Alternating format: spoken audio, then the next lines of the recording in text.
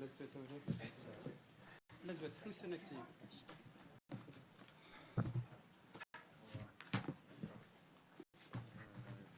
Someone went to the bathroom. Yes, I know. God, Bill's not here. Bill's not here.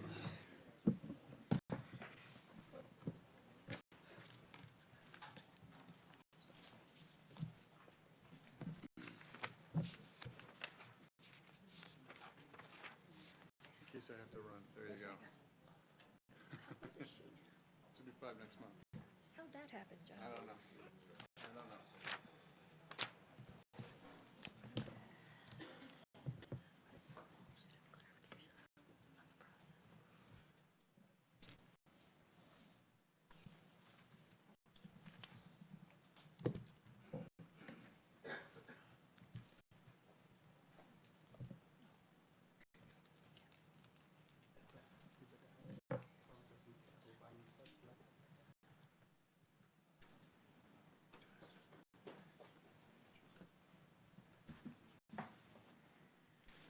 Get the head of the table again.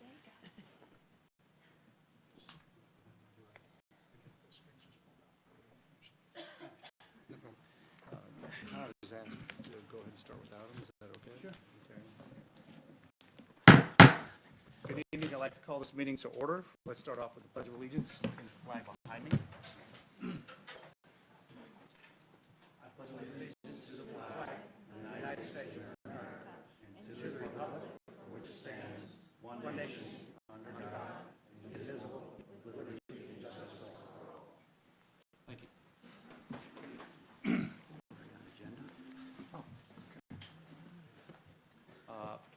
I'd like to start off with a couple of announcements. If you notice, Mrs. Blaber's not here. She's on vacation, and our student representative had another activity. That's why you have 2 empty seats here. We did meet for executive session from 6 to probably 7:25, basically to have deliberation on recent activity in the public realm regarding our RFP. The RFP remains in effect. We will intend to see the results of it on 1 November.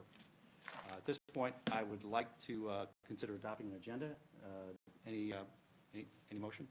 Motion. Mr. Casey, any second? Mrs. Stevenson? All in favor? Okay. At this point, we'll start off with Board of Education comments and reports. So, Mrs. Stevenson, go ahead, please.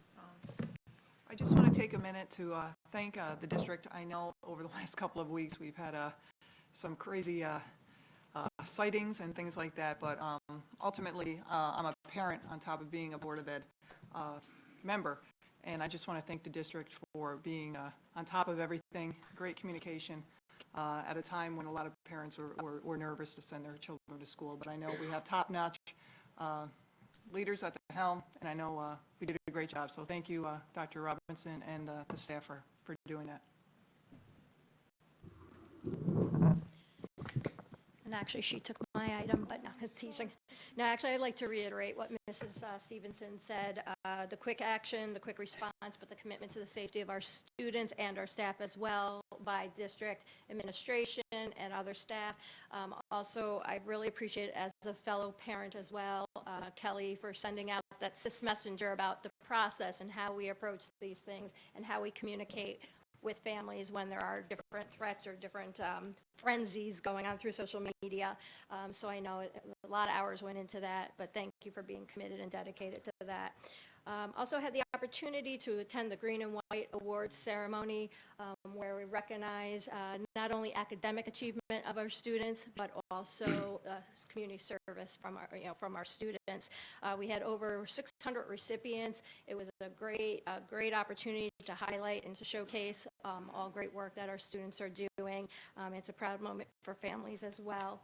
Also had the pleasure of attending the tenure reception, where we honored many staff that have received tenure. What was very impressive about the reception was the positive atmosphere and feedback, the sharing of experiences from our staff that were receiving tenure. Also, just they shared about how it's such a collaborative, supportive environment here at Shen. Actually, I was very impressed by one of the recipients, Sophia Delamar, who's a social studies teacher at CODA. And she said not only could she turn to any of her colleagues to help her through, there's people coming up to her that she didn't know that well, staff saying, hey, do you need help with something? Because they saw her struggling in the hallway. But she also commented, which I think I'd like to just share as a notable, that she's worked at other school districts, and she was quite shocked one day when she was walking through the hall and Dr. Robinson saw her in the hallway and addressed her by her first name. That's kudos to you, Dr. Robinson, seriously, and to all of our staff for taking the time to really get to know who our staff are, who have the future of our students learning in their hands. And she said never has any superintendent ever knew her name, so that's just something I wanted to point out as well. But otherwise, just some great accomplishments of our students and district and staff. So what they said. In the interest of time, and especially because we're starting late, I will hold comments till our next month. Thank you. Thank you. Mr. Delawa? Yeah. I think you probably saw, a couple weeks ago now, where about 8 associates close to our governor were arrested. And some of these people were really hard-charging individuals, and on the surface of things, what they accomplished was very laudable. Most people were very happy with the things they were doing, but they have been charged with acting in a manner that was inappropriate, not following proper procedures and so forth, and of course in this case, some of them using their position to enrich themselves. But even if that were not the case, it's never a good idea when public officials do not follow a process. When they don't, they inevitably create situations that are not really to the benefit of anybody. And I just thought that perhaps might be appropriate. I gave my time to Gary, so I'll pass. Yeah, just some comments on the last couple of weeks. I think you could characterize it as quite a few daily distractions that were clearly non-educational in purpose. And it came across from the tenure reception comments that the teachers really appreciated that the leadership of the district was able to handle that, manage that, communicate it very well in an SIS message that really summarized, where this thing fits. And the teachers were basically able to continue to teach day to day. What happens every day, day after day, where students are excelling and striving and learning is what we're all about. These distractions, and I'm sure you're very familiar with the clown thing and some other things, it really starts to take away from it, but I'm very happy that the district managed to shield our educators in the classroom from that. And I think that's something we can look towards as a very laudable accomplishment and how we're focused, as well as Mr. Delawa's comments are something that we're really taking to heart here. That's all for me in terms of Board of Ed comments. We'll turn it over now to public comments, starting with residents. Students first? You want to do students? Yeah. Let's start with our students, Would be great. so we can get them back doing homework. So go ahead, guys.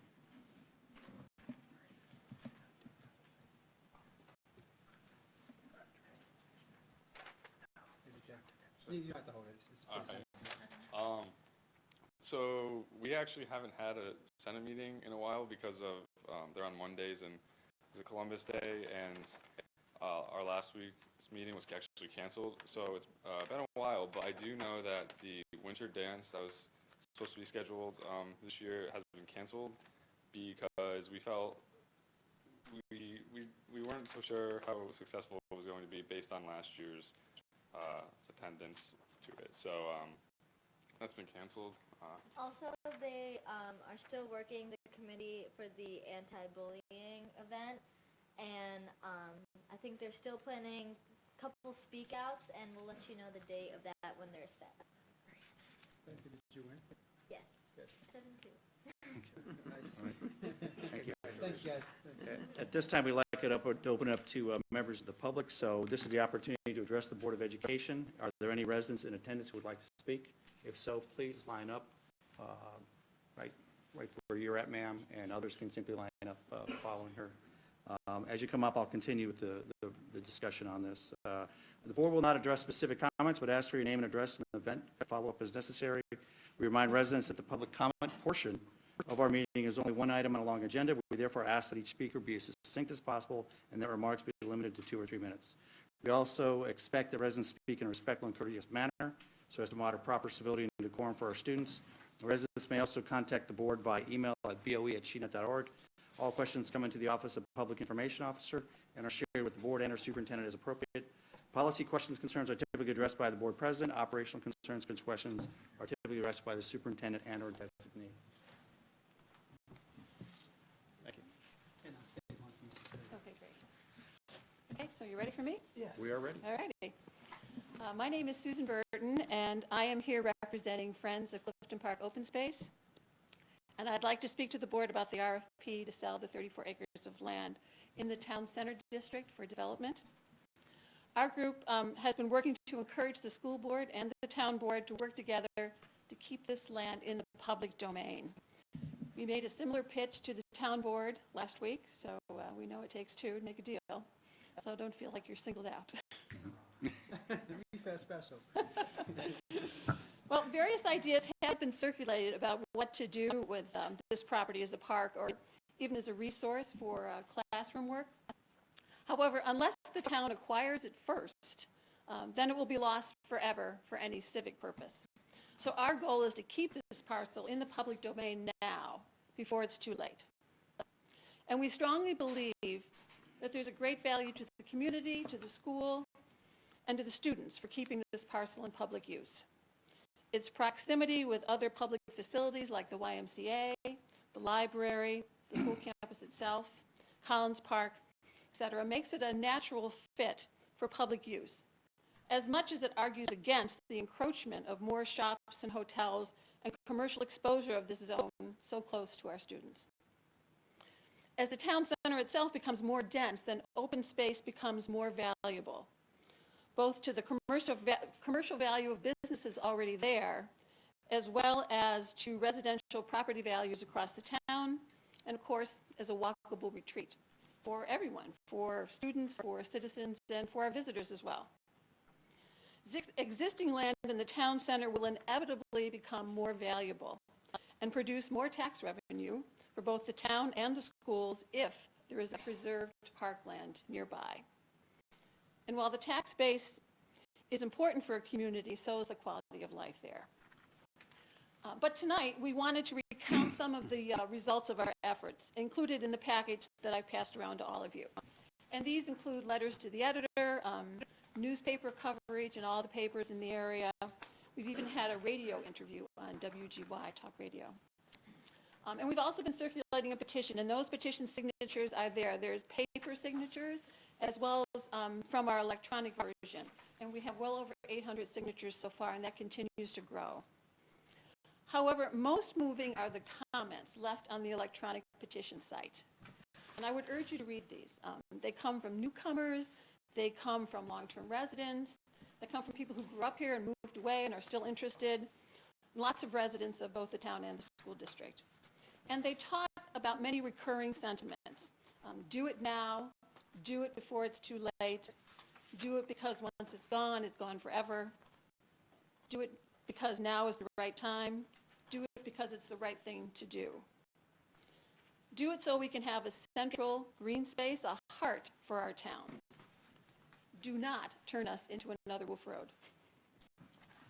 And do think about the next generation. Now, these are two boards, the town board and the school board, that we know care immensely about the community, and they're both well managed financially. So I ask you, do you want your public service to be remembered for leaving a legacy behind, or for losing the chance to set our town apart for decades to come? In the end, I hope it will be an easy decision for you. Next, please.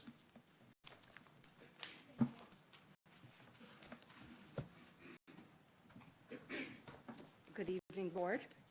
My name is Mary Helen Rosenstein.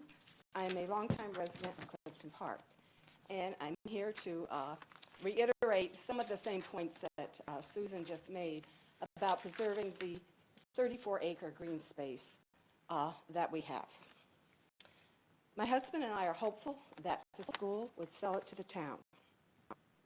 We think there is great value in preserving this park-like environment in the center of Clifton Park. There's value in preserving this beautiful spot for the residents of the town. It provides a natural area for a walk in the woods, an area for biology and botany field studies for students of Shenendehowa, and habitat for the birds, animals, and insects that currently live there, as well as native plants and trees. I have lived in Clifton Park for 40 years. Over that time, of course, I've seen a lot of development. And while there is great value in development, and we all like our stores, and we like our houses, and we like apartments, this is Clifton Park. And over the years, my husband and I keep saying we're losing our park in Clifton Park. We live in Clifton Park because we came here because of the green space, the convenience, obviously, to the Northway and work, but we're hikers, we're birders, we're kayakers. We like living here so we can do all of those activities. I live fairly near to this space that's being, this land that's being proposed to be sold. I would like to be able to go over there and take a walk in the woods. There's a Japanese term called forest bathing that I was introduced by somebody a few years ago.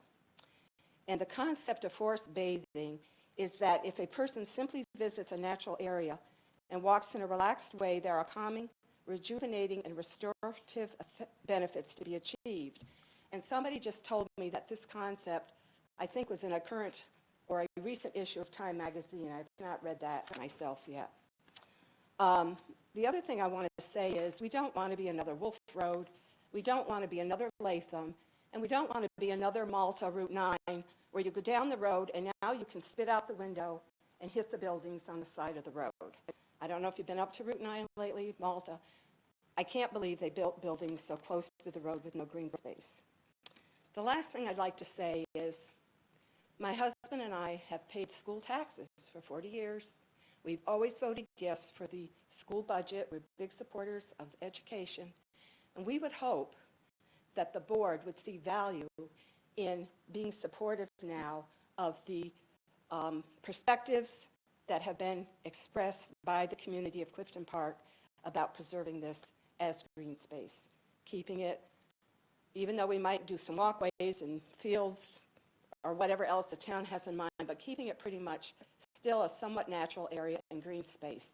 And if you've ever walked that little boardwalk between Oranjan and the library, it's a beautiful little walk.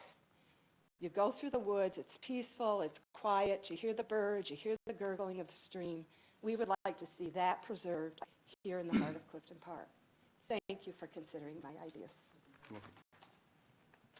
Next, please.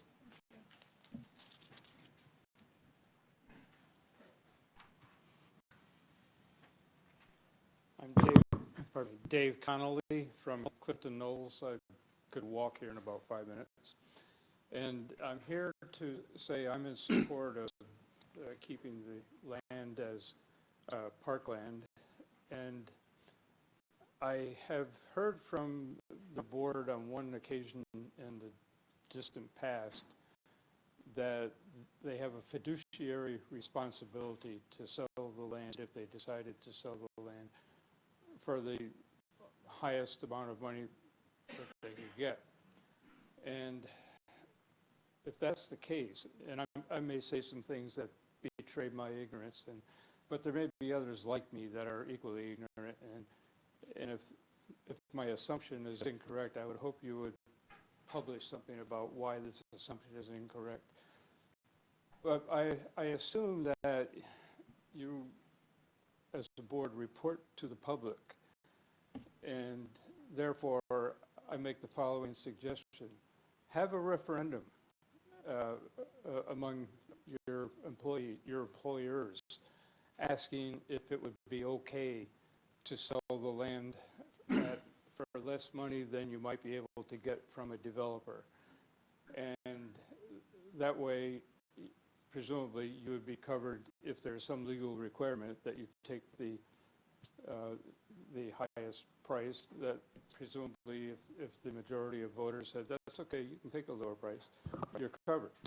And if there is no such legal requirement, then I would hope you would have a referendum to give you a truer sense of what is the sense of the public on this this issue, is that just a bunch of people like me who are willing to get up and say that they want the lands kept, or are we representative or are we not? And I don't know the answer. That's basically all I had to say on that issue. But there's one more thing I want to say. This is the first time I've ever been to a school board meeting, and I apologize for that. A little bit embarrassed about that, in fact.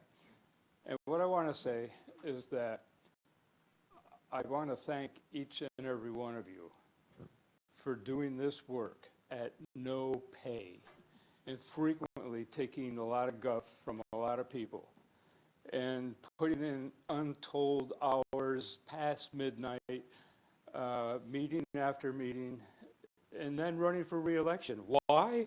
I don't know. Just love abuse, I guess. But my sincere thanks to each and every one of you. Thank you, sir.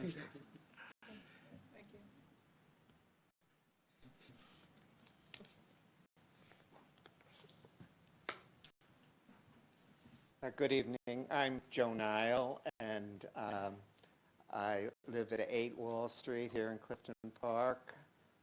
I'm a retired English teacher. I've taught for 20-some-odd years in Stillwater, East Greenbush, Puerto Rico. And in the past, I did serve on the Lansingburg School Board, so I can echo the previous speaker's remarks. I, too, admire what you're doing. I know the hard work.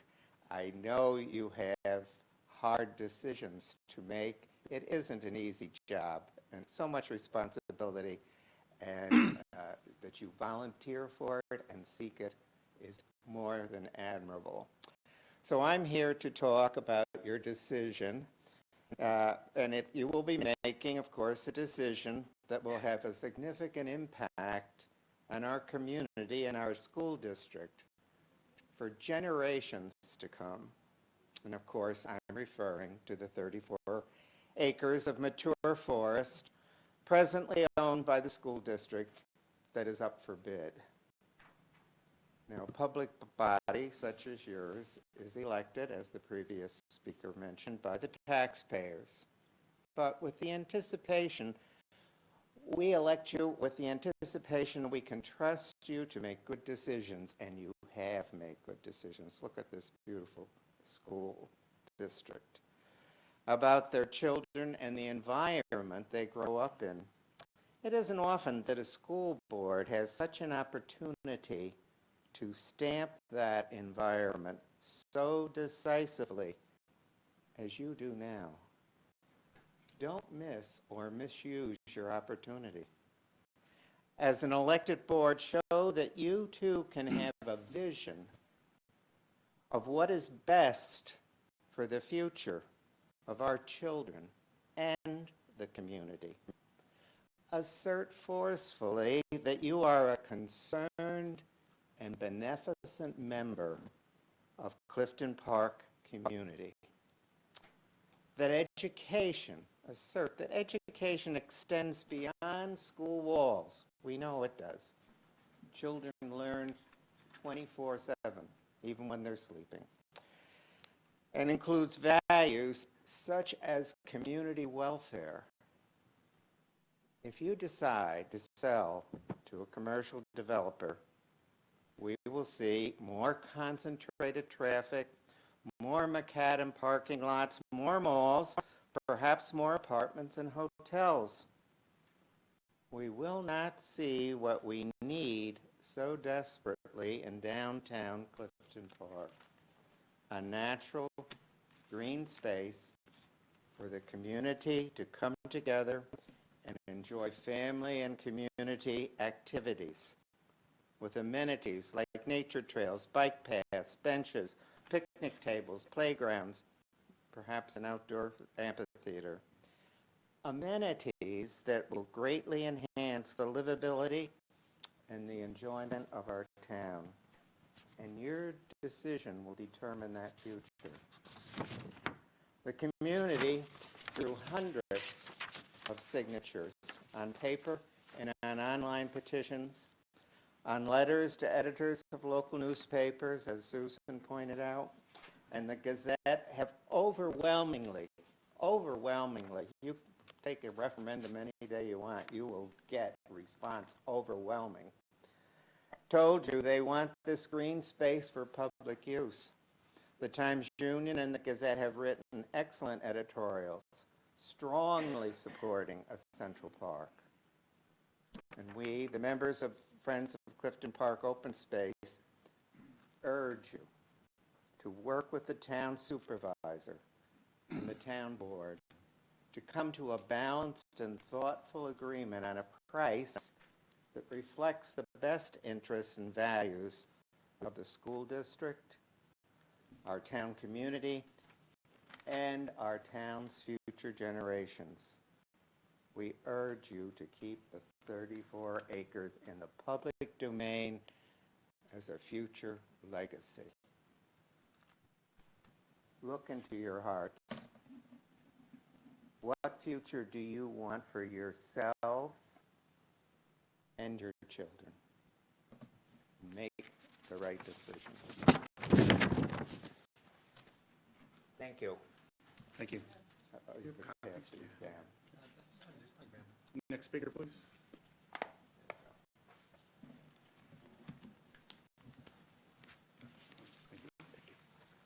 Good evening, and thank you for having us all here. My name is Keith Martin. I also live on Wall Street. I could walk very easily here, and that's one of the things that I enjoy about living in Clifton Park. You folks who work in the public realm have a lot of very mundane, financial, personnel type things that you have to deal with that oftentimes are transient and benefit. You have the opportunity to engage in meaningful placemaking and very meaningful community building at the core of this community by taking the rare opportunity of preserving and creating a public space that would benefit everyone, not in a transitory way, in a long-time, meaningful way.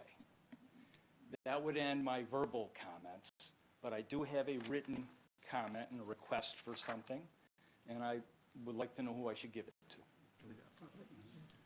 Thank you, Superintendent. Thank you all. Thank you. Next speaker, please.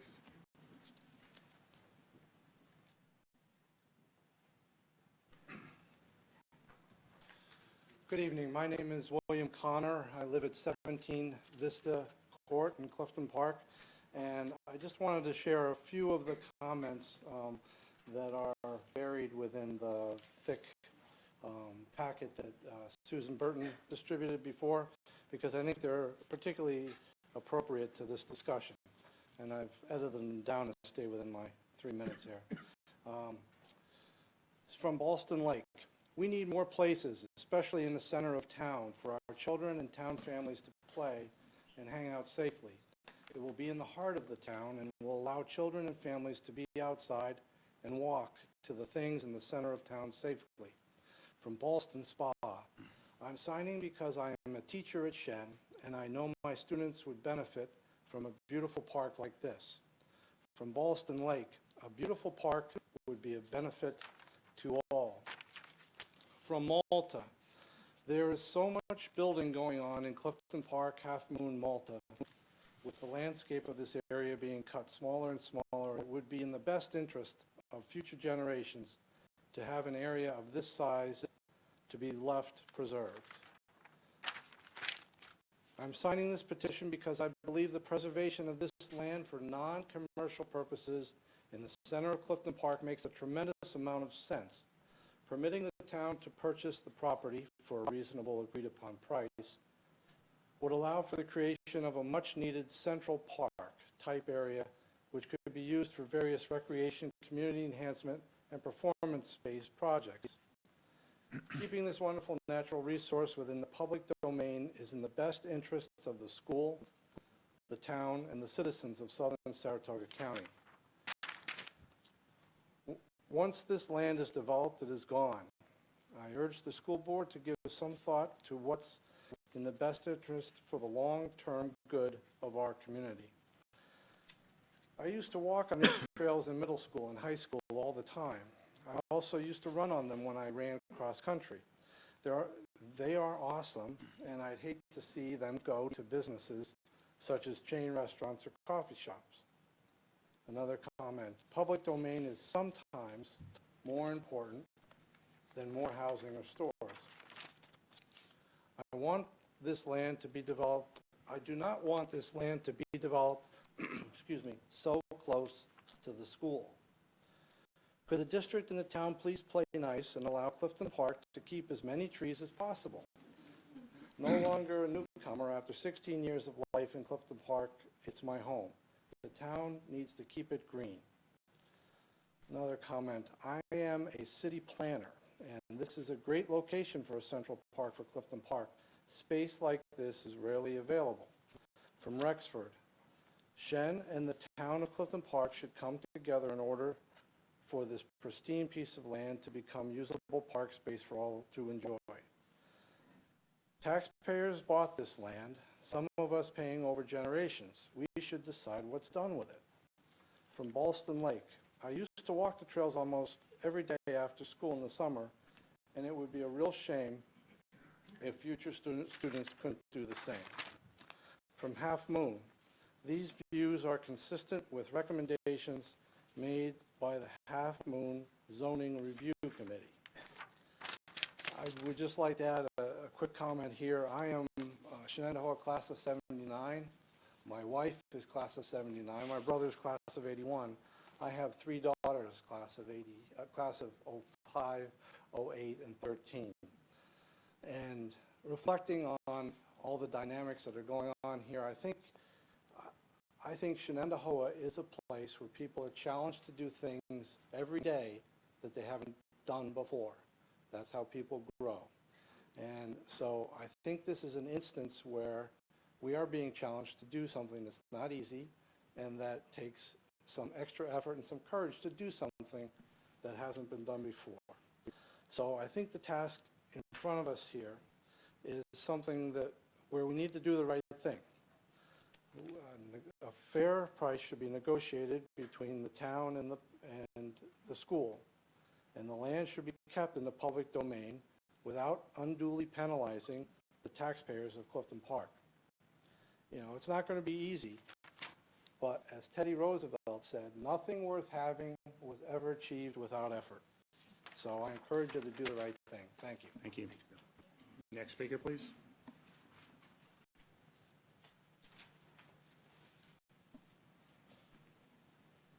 There's a copy for everybody here.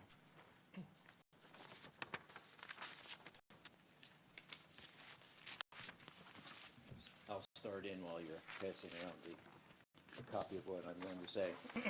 My name is James Rule. I live at 168 Wooddale Drive, Ballston Lake, New York. I say good evening, ladies and gentlemen, members and distinguished members of the board. I am here tonight to testify that the 34 acres of Shenendehowa School District has for sale should be bought by the town of Clifton Park. If not, it should stay in a public domain. But rather than recite details of the present process, I want to step back to examine why this situation is so vital and important to all the citizens in the Shenendehowa community. The school district is situated on a 232-acre campus with almost 10,000 students and consists of components from 9 towns and villages in southern Saratoga County. Clifton Park, however, is the largest municipal entity within the school district and has a population of approximately 37,000 citizens. The relationship of these 2 large public entities has forged a unique, mutually beneficial, and prosperous partnership ever since the school district was formed in 1950 from 21 common school districts. Good schools and good government have produced an attractive community that is one of the fastest, if not the fastest, growing communities in the state. The symbiotic relationship must continue. The original consolidation of the Shenendehowa School District was one of unparalleled genius and vision. When my family moved here in 1978, the district was experiencing some growth pains. I need not go into detail there. But my two sons attended the district and received incredible high school education. Both graduated from Dartmouth College as undergraduates, with one receiving a master's degree from Tuck School of Business at Dartmouth and the other a master's degree from Thayer School. Went on to Stern School of Business at NYU. But I'm not here to crow about my family, although that's always a good thing to do. I instead wish to crow about the pride, trust, and confidence the district has engendered in the tax-paying citizens of Clifton Park. I, for one, have never voted against a school district budget, even though both my sons graduated over 30 years ago. I plan to continue that pattern of loyalty to Shenendehowa, but expect some reciprocity in return. I plan to continue the mission statement so poignantly expressed in the district's website must be honored. In part, it states, to work continuously with the community. The community-based vision for the Shenendehowa School District is now being tested. The attractive community which the consolidated district has so aptly helped create is now in desperate need of a central park for the town center at exit 9 of the Northway. Ironically, the vision of the district acquiring 232 acres some years ago is now the land source for this central park vision. But the 34 acres which the community has indirectly enjoyed, I for one regularly bike the entire campus and hike and bike the 34 acres, is now in jeopardy.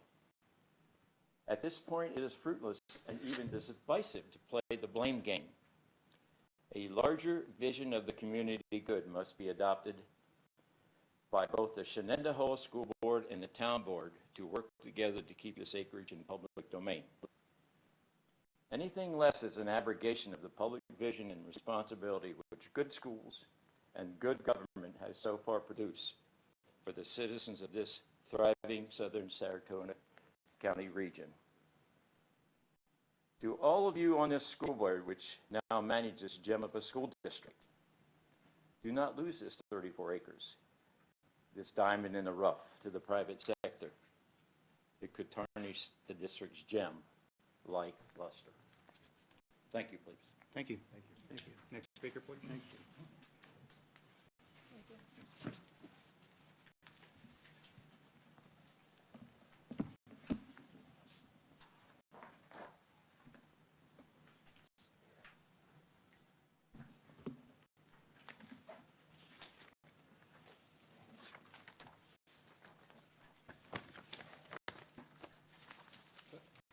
Superintendent Robinson, members of the board, good evening. My name is Daniel Mathias. I live at 7 Birch Hill Road, Ballston Lake. At the school board meeting of August 9th, I spoke in support of the community park on the 34 acres and urged the board to give the town more time in order to put together an acceptable offer.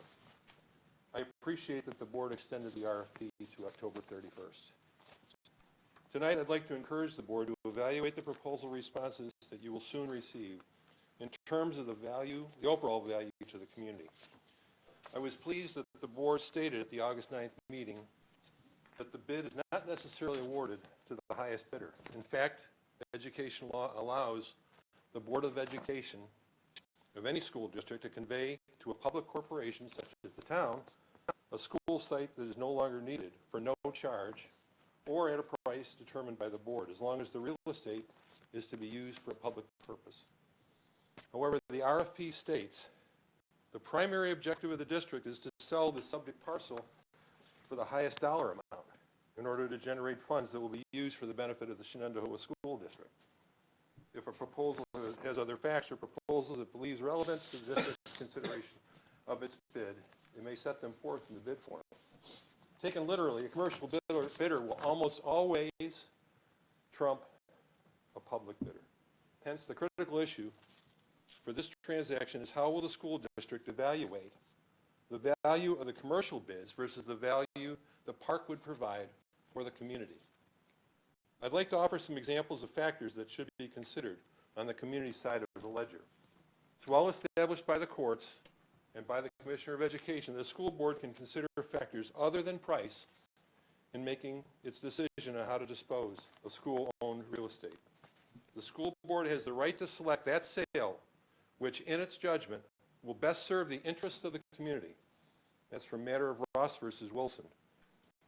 Factors such as identity of the buyer, prospective use of the property, and other considerations can be taken into account.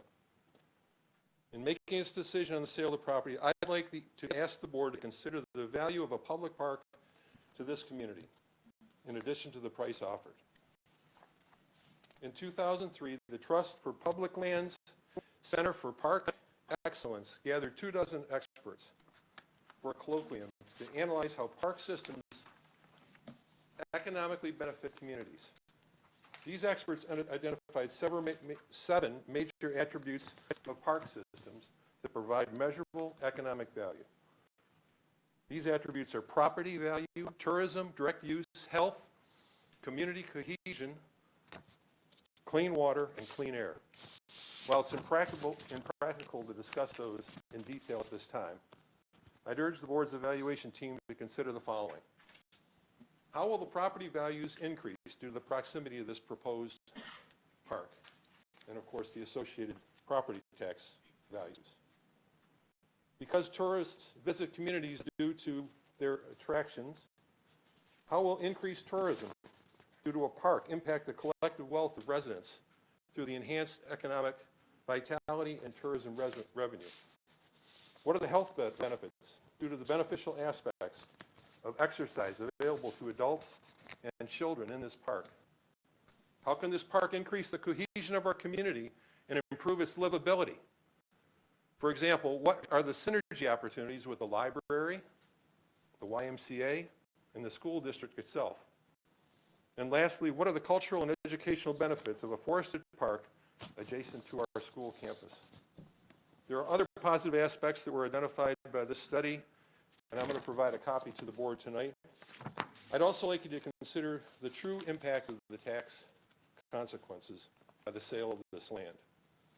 Regardless of whether the town buys the land for $1.5 million or $1.0 million, and the taxpayers are going to pay the majority of the bill either way. In a way, the people of the community are both the buyers and the sellers of this property. If the land is purchased for a new school somewhere in the district, the taxpayers of Clifton Park will pay their share of the cost, most likely through a general obligation bond over a 10 to 20 year period, and the overall cost impact per taxpayer will be negligible. Hence, our opinion should be a major consideration in this transaction. In closing, I'd like to urge the school board to consider the community value of this transaction in addition to the price offer, and ask that you direct the review team to consider factors identified by the trust's study in the proposal evaluation. I believe that this approach will result in a decision that best serves the interests of the public, and I thank you very much. Thank you. I think I have one last speaker. Would you like to come up, sir?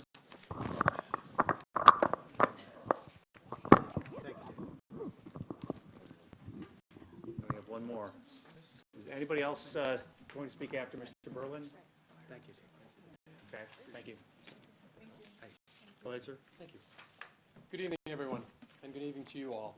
I'd like to thank you for this opportunity to be here tonight. Clifton Park's my home. I've lived here for 51 years, and I love this place. It's someplace that I've always felt comfortable with. I could have moved when I got out of college, but I decided to stay here. I got married here, and I raised my family here. So this is a very intense issue for me as a person.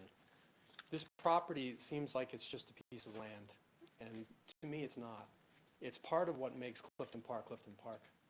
When my father decided to move us here in 1965, he brought us out here, and there was no mall, there was no Home Depot, there was very little of anything. It was pretty much just a very rural place with Robert Van Patten's kind of vision for what it could be for families. So I guess I'm here more so than anything just to encourage you to think about that and to think about the opportunity that we have as a community to leave a legacy behind for our kids and our grandkids. And that's the reason I'm here tonight. I know that you have a tremendous responsibility, and I value that responsibility, and I appreciate your service to our community and all that you do, because it's a lot of hard work, and it's not always a very well appreciated work.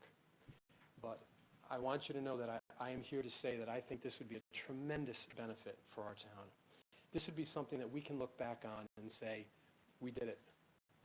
I've encouraged Supervisor Barrett as well. I've had long conversations with him. I've certainly spoken to several people on this side, and some of you I've emailed. And I just believe that this is something that's really crucial to our town. It seems like a piece of property, but if you spend some time on that property, what it could do for our town and the benefits for the long term that it could produce, I think is very difficult to put a price tag on. So I just encourage you to consider that. I will still continue to talk to the town board to ask them to consider their side. And I thank you for your time and for all that you do for our community. Thank you. Thank you. Thanks, Bob. One more speaker, please. My name is Frank Berlin. I live at 980 Main Street, Jonesville. I'm involved with Friends of Open Space, and I'm on the Town Open Space Committee, and I retired in 1994, and this has been my occupation, trying to not lose some of our open space in town. And things have really gone great. Probably in the spring, a gentleman spoke to me, and he said, you know, Frank, I don't like walking around with my boots on all the time like you do. I like to walk somewhere in my shoes. And I thought, well, he talked to me for 2 hours, and I thought I have to be kind, but I am not interested in walking on the macadam pathway. And later, when the property came up for sale, I thought, you know, this would be a good place for him to walk, because it's near the shops, and it's right in the center of town. And then another lady came to me, and she said, you know, in our town parks, I would like to get some money for wounded warriors and handicapped people and do some launch sites down at the river.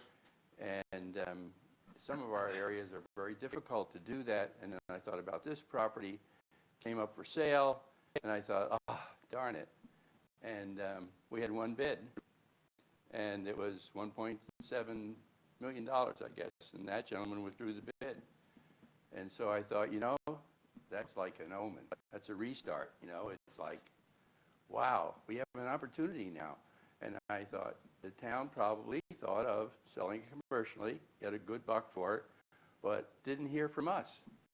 So here we are, you know, telling you how we feel. And I spoke to the town board Monday night, and I said to them, I have spoken to a senior citizen group I have breakfast with who don't want to pay taxes, all right? They complain all the time. What about this idea? I have never heard anybody talk against it. That's the truth. Never. Can you imagine that? I mean, you know, we went through the Commons. Some of you have been here. And it was a nightmare. If you were the town supervisor, they wrote horrible letters about you. If the town were to say, let's sell that for commercial value, the people would be, it'd be a war, you know. And we went through these things. I don't know if some of you are here when we wanted the swimming pool. There were people who were against that swimming pool. But is there anybody in the board, if you weren't a board member, would you vote against this? I think you'd all be in favor of it. So we got to restart. We got to work something out. I have faith in the people. I wonder about the price. I'll tell you the truth. Because if you want to sell it commercial value versus parkland, if we buy it, if the town buys it, essentially we're buying the land that we own with our own money. You know what I mean? It doesn't seem to make sense to me in a way. And are we going to charge anything for people to come to the park? No, it's all free. Are we going to spend money to make it more accessible to people and handicapped people and walkers? Yes. You know, so I think it's got to be done. Why would you ever not do something like that? I really think that however you do it, I don't know how the legal part works, but I think we have to do this as a town. We've been a great town. We've done great things. The town and the school works together. I know the hockey team can't play hockey unless they play at the town hockey rink. So if we were to take that away, vote it away, there'd be no, I don't know where the kids would play hockey, right? They play golf over at the Barney Road. I think they do that, you know. So there's just like this relationship here. And I think it's like an obligation to do this. It's something we have to do. I almost feel like it's silly me to stand here talking about this because it's a no-brainer. So I have faith in, I said the school board the same, the town board the same thing. We're going to do the right thing, come up with a good price, whatever it is, because I don't want the town to pay $2 million for it because we don't know how high the other guy's going to bid. We're not going to develop this commercially. We're going to have it as a park for people to enjoy. So that's the whole thing. There's a public value which far exceeds the commercial value. Thank you for your time. I appreciate it. Thank you. Thanks, Frank. Okay, at this point, we'll move on to superintendent's report. So go ahead, Dr. Robinson. Thank you very much, Mr. Presley. I'm assuming that some people might be transitioning as well. Feel free to do so. We do recognize people only came here for comment on this particular issue. Just a couple quick comments. Reminder that we have a community conversation this coming Saturday at Chango. We also have the Athletic Hall of Fame. I'm not sure if board members, I'm thinking that I sent you the invitation to that, which is this Thursday. Tomorrow night. Day after tomorrow, Thursday. So if you do want to come to that, let me know tonight because I can then send Mr. Conan, or you can send him directly because he's doing seating arrangements today as well. So just want to share those two quick announcements. I'll make some further comments once we get into the information items. But recognizing that we do have a 10-year recipient here, I would like to turn my time to Mrs. Bush to do the 10-year piece, if you don't mind, sir. No problem. Go ahead.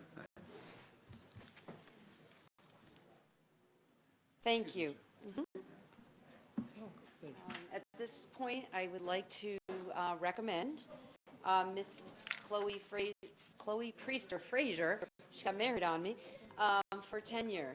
Chloe is a mathematics teacher at Coda Middle School, and her tenure was written by both Mr. Sean Natt, principal, and Carrie Peverly, academic administrator for math. I want to highlight a couple things since Chloe is here with her husband. In the writing that Mr. Natt represented or recommended, he said she was a technological wizard. I haven't heard that on a tenure rec before, but that's a good thing to know, technological wizard. She's very compassionate about her students. She also is bilingual. She translated for a student who spoke Spanish, parents who spoke Spanish at a meeting, so going above and beyond. And throughout her tenure recommendation, there are many, many examples of the additional hours and support that she provides to students, not only in CODA and through the National Junior Honor Society, but throughout the district. So it's my honor to recommend Chloe Priester Frazier for tenure this evening. Chloe, come on up. Oh, hold on a second. Before we do that, can I have a motion every time. to approve? Mr. Casey, second. Mrs. Stevenson, all in favor? Okay. Congratulations. Yes, she is. Yay. Congratulations. Congratulations, Chloe. Always blush. You got to work both sides. Congratulations. Nice job. Thank you. It's exciting.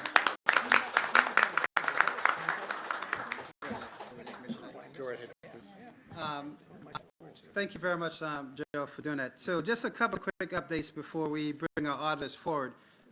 As the board knows, and we've been working very hard at planning our Bountiful Backpack Program. And we had the first delivery of, I think, almost 170 backpacks this past Friday to respective students. And we're looking forward to another delivery this coming Friday as well.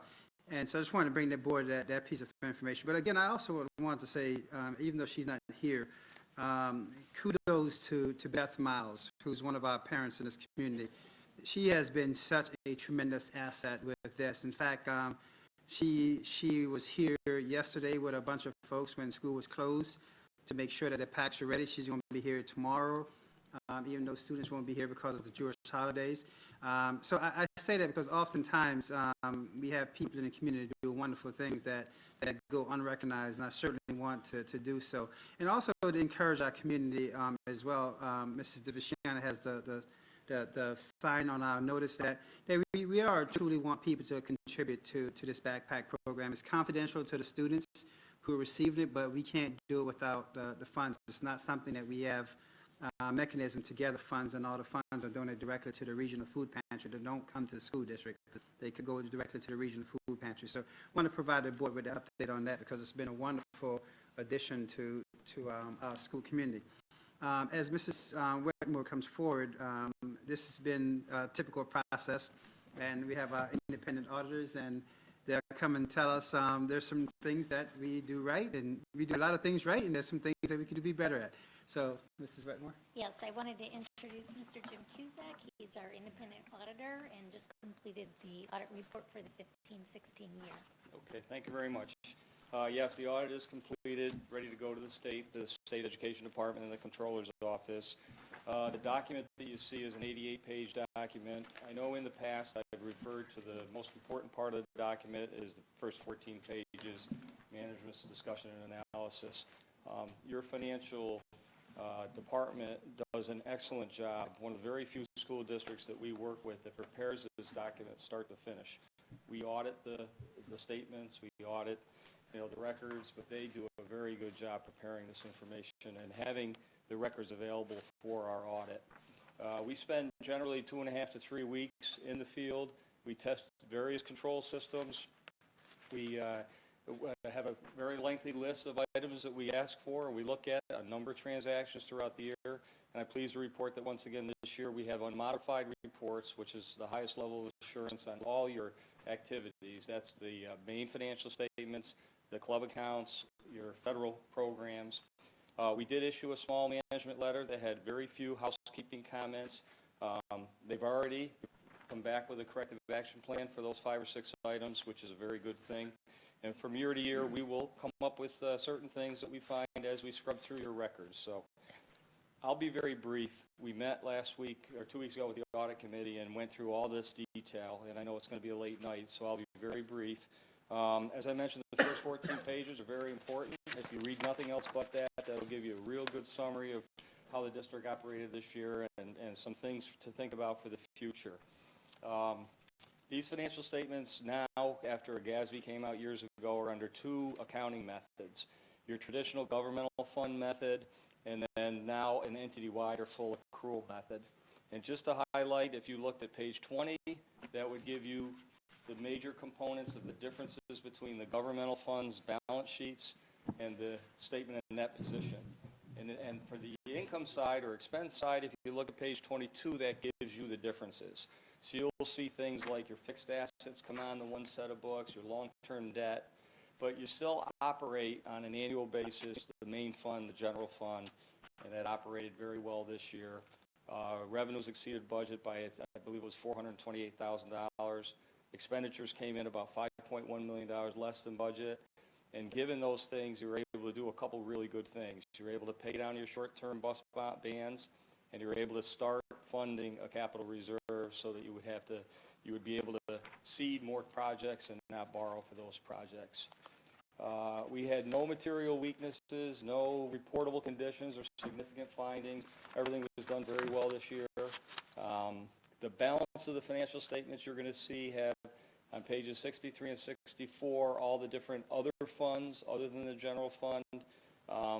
We have the single audit or federal program audit there, and again, no material weaknesses or any kind of reportable conditions. The club accounts, we have those listed on pages 75 to 82. And I just have to say that your financial, anyone we work with throughout the district does just a super job. We request a lot of information. They get it to us timely. They do a very nice job throughout the year, and they're very active in terms of as issues develop throughout the year, we're contacted and we work through those issues. So we try to make sure there are no surprises when we finish our audit. So as I said, I went through it in very much detail a couple weeks ago with the audit committee, but if any of you on the board or anyone had questions about what we do or the results of the audit, I'd be happy to answer them. The board will be asked to approve the audit report later on tonight. Say good words. Yeah. Hear this, yeah. Good, very good. Thank you. And we will be posting this report on the website as well, so public could see. Thank you, everybody. Okay, Thank you. thank you. As Dr. Wood comes forward, another thing that we do, and we typically do it this time of the year, oftentimes people hear about the general fund as outlined in the audit, which is the majority of the audited process. However, we do have grant funds to our respective consolidated grants, and I think it's always important for the board to be aware of it, and certainly to the public to what degree they monitor that. But it's one of those things that, as you see from Dr. Wood and Mrs. Mylod here in a second, which is tiny, we do have a different set of resources that we tap into. You guys go ahead. Very good. So we do receive federal grants, and you'll see behind me the list of federal grants that we receive.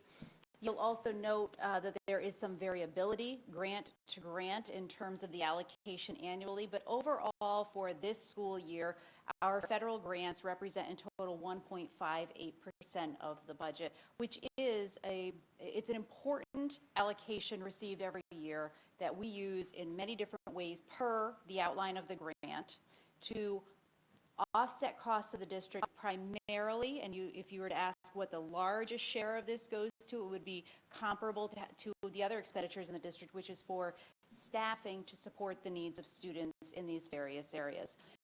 We do work to try to account for some of the variability in the grants. You'll notice, say, the Title I SIG A grant is something new that the district qualifies for this year because of the LAP grant. However, we know as we work to expend that this year that money will not be there next year. And so there's always the eye to the future of what can we count on now and how can we plan forward to make sure we're maximizing but not overestimating what these grants can cover year to year and year over year.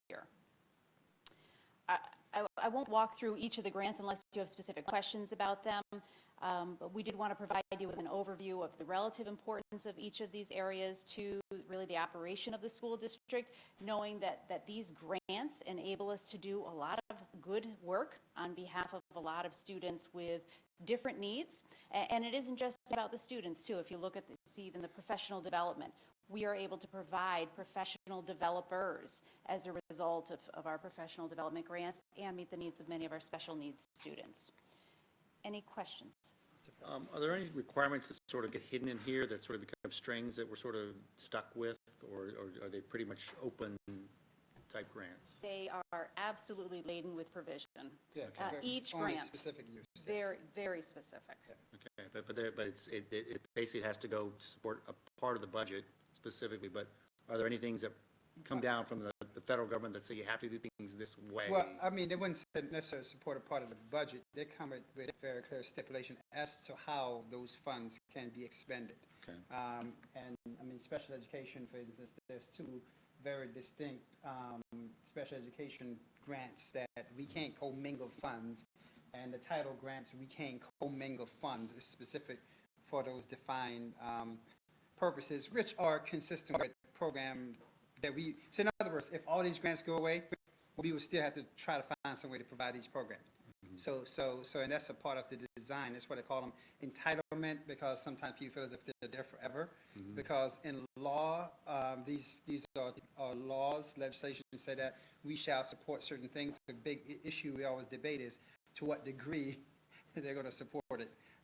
And so that's why we watch the federal budgets often, because it impact these, because if we don't get federal funds, we either have to offload certain expenditures and or try to figure out how we offset them through the general fund budget. Okay. Okay.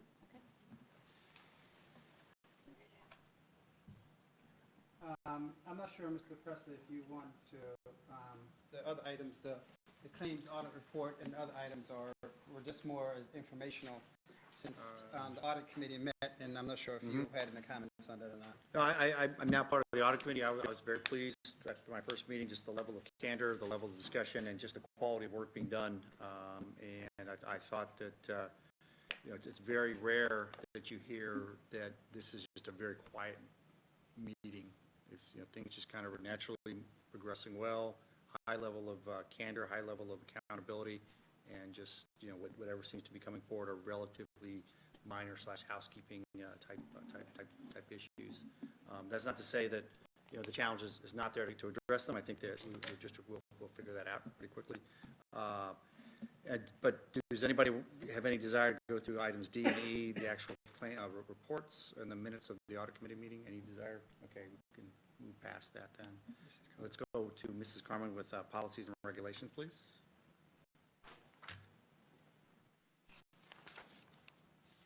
Good evening. Tonight we have the following policies are from September's Policy Review Committee meeting for first reading tonight. There are a lot of them, if there's any questions. We anticipate that we will get some emails from Mrs. Blaber. Yes. We did already. So we made those changes. Those are customary. She's on the policy review as well, so. We did those She caught already. those, didn't she? Cut those typos? Yes. I figured that. I didn't bother. We've already got those. We're good. Anything? No questions. Again, if you do see some questions, our next policy review meeting is when, Mrs. Carmen? The 18th. So if you do see any comments, if you could try to get into back before then, so we could bring them to the policy review to have the discussion before bringing it to the board for a second reading.